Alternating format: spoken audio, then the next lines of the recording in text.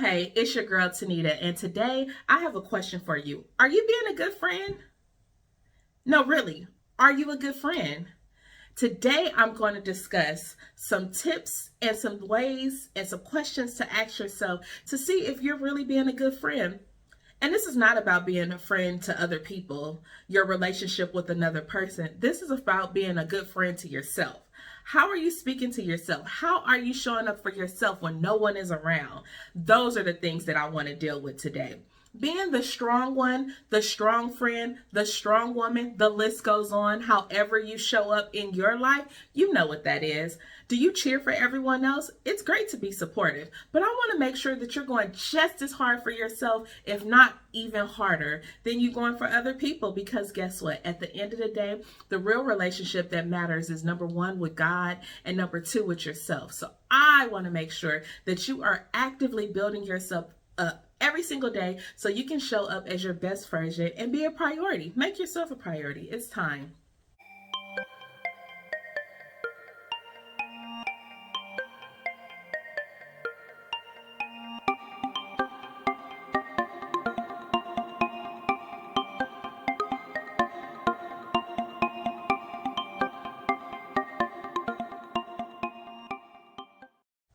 Number one, don't talk down to yourself. Would you be a friend with someone that constantly beats you down with negative words? They're unsupportive? I wouldn't. So why do you tolerate it with yourself? When those negative thoughts come up, the thoughts that no one knows about, when it's time for you to show up at work, when it's time for you to show up in your business, when that doubt comes, when imposter syndrome comes up, how are you handling those thoughts? What are the things that you're doing to stop them? I really want to encourage you to think about the thoughts that are recurring, that are constantly coming up. It tends to be in the same area at times. What is that area? Identify what it is so that you will know how to combat it. So now when those negative words come up, you will now have positive words to affirm yourself in that area that you're naturally being negative and having negative self-talk with yourself. I want you to be kind to yourself. There's multiple ways to be kind to yourself. Take the time to listen to your thoughts. Tap into your feelings and your emotion. Make sure that you're showing up for yourself so that you're not only showing value to yourself, so that you are feeling heard and seen, not by others, but by yourself. If you're constantly trying to meet everyone else's needs and you're not on that list at all, you're too tired at the end of the night to pour into yourself. You're too tired to do the things that benefit you. Are you eating enough? Are you taking the time to eat? Are you a workaholic and you're going from meeting to meeting? Are you staying hydrated? Are you drinking enough water? Those are things that we need as humans, food and water. And sometimes I found myself, I've been guilty, going so hard, project to project, meeting to meeting, that I would have my mom call and say, TeNita, did you eat lunch today? Did you eat? What did you eat? I was like, nothing. That's an unhealthy trait, and I want you to be kind to yourself today. Find time to relax and rest. We need to refuel every single day. I get it. We wear multiple hats. We're used to showing up for everyone else around us. We have jobs, we have businesses, we're wives, we're mothers, we're sisters, we're fathers, we're husbands, we're advocates in the community. The list goes on. We're leaders. It goes on, and I get it. But guess what? You need to prioritize your own self-care. And ways to do that is to make sure that you're getting enough rest and relaxation. If there's a trigger by watching certain shows, watching certain things on social media, I encourage you to turn them off for a while. I encourage you to take a break so that you can actually relax your mind and focus on the things that are important to you, the things that are going to refuel you physically, mentally, and spiritually, so that you will be more equipped to show up for yourself. Give yourself permission to say no. I'm going to repeat that. Give yourself permission to say no. I get it. You're used to saying yes to everyone. Even before they finish the request, can you help me with? Sure.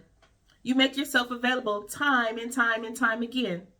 Give yourself permission to say no. It's okay. I actually had a meeting with my therapist, and she gave me 3 important things when it came to that. She said, no is a complete sentence, okay is a complete sentence, and saying nothing at all.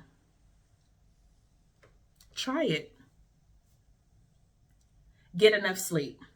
Sleep is very important. I mentioned earlier food and water. I want you to add sleep to your regimen as well. So, are you challenged when it comes to resting because you have so many things that you need to accomplish in the morning that your mind is constantly going? One thing that I learned is doing a brain dump before bed. I will pull out my journal and jot down all of my thoughts. How do I feel? It's a simple question. I put the date, I put the time and the location, and I ask myself a question. How do you feel? And I just start writing. I will start with one area and lead to 10 different other areas. And as I get that information out and I'm able to do a brain dump and just release all of the thoughts, all of the things that have been nagging me throughout the day, getting it out on paper, letting it go, and going to sleep. That stuff will still be there in the morning, but you need to ensure that you're getting a restful sleep so that you can refuel your body and mind. Eat healthy food. And they make you feel good. So, I know this could be quite challenging for some. It's actually quite challenging for me because I love carbs. I love pasta and I love fresh bread. But at the end of the day, that's something that I cannot eat every single day. I cannot eat it with every single meal. When you train yourself to eat healthier food selections, it's funny how your body starts to crave the goodness, how it starts to crave the fresh foods. With that, it's more challenging because now I am forcing myself to prepare my meals, to cook more often so that I'm buying this fresh produce so that I can actually eat it. But a while ago, I want to say it may have been this year, last year, I actually did a whole video presentation on meal prep is self-care.